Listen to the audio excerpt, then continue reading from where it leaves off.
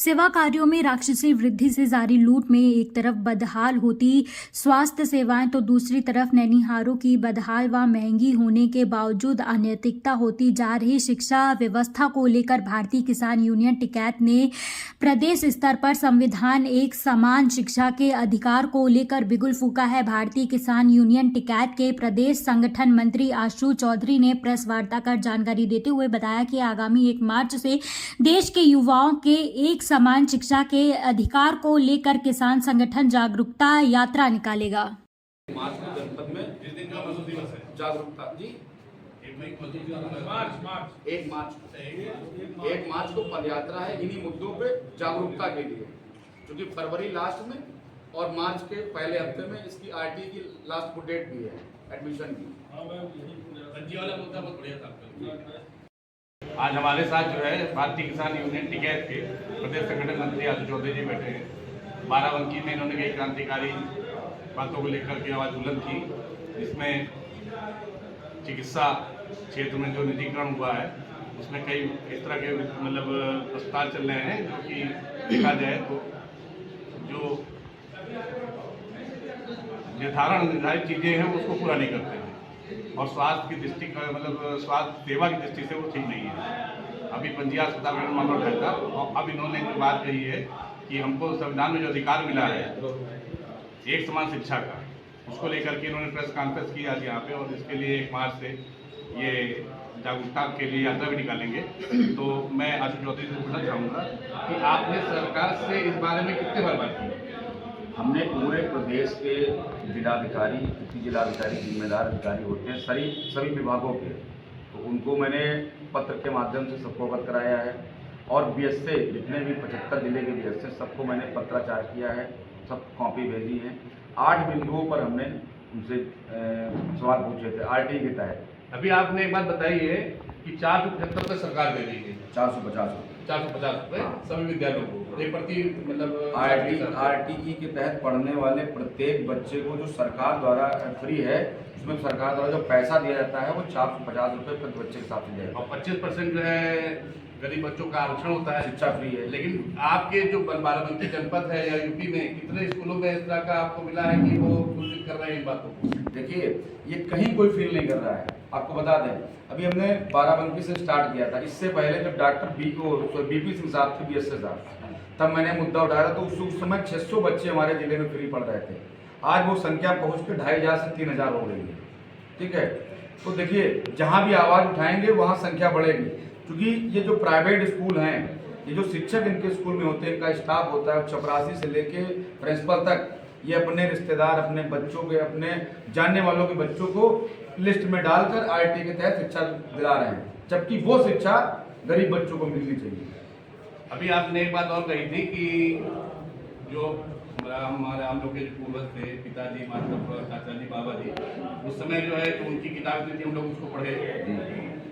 अब सिलेबस ही अपने हिसाब से बदल रहे हैं जी, जिसको लेकर के आपने अपने मानपत्र में दिया था उनको। जी, तो क्या इस पे जो सरकारी जो भी मतलब सरकार के प्रतिनिधि रहे हैं उन्होंने क्या जवाब दिया आपको? देखिए, अगर सरकार से सीधे बात हो तो जवाब मिलेगा। जवाब हमारा सवाल जो जा रहा है वो अधिकारियों के माध्यम से जा रहा है। मतलब आपका कहना ये है कि चाहे जो सरकार चल रही है वो मौजूदा में, उसमें जो जनता के प्रति जो सीधे जिम्मेदार है प्रतिनिधि, चाहे चीफ मिनिस्टर हो चाहे प्रधानमंत्री हो, वो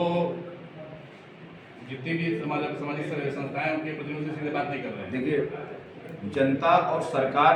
एक नदी के 2 किनारे हैं, और जो बीच का पुल होता है वो होता है प्रशासन अमला, जिसमें प्रशासनिक अधिकारी, एलआईओ, सारे लोग आते हैं, सारी एजेंसी आती हैं। अब जनता की बात, जनता की आवाज़ उस छोर तक कैसे पहुँचे, उसका जो पुल है वो प्रशासन। अगर पुल कमज़ोर है तो हमारी बात नहीं जाएगी, अगर पुल मजबूत है तो हमारी बात जाएगी। लेकिन अगर उधर से कोई रिस्पांस नहीं है तो उसका मतलब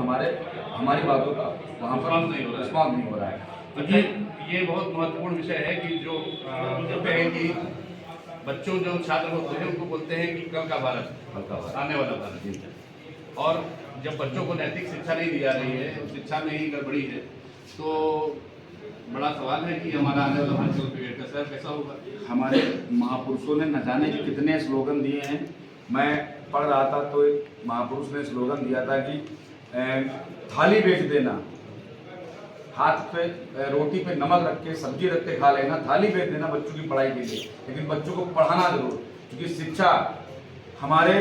बच्चों के लिए, हमारे देश के भविष्य के लिए बहुत जरूरी है।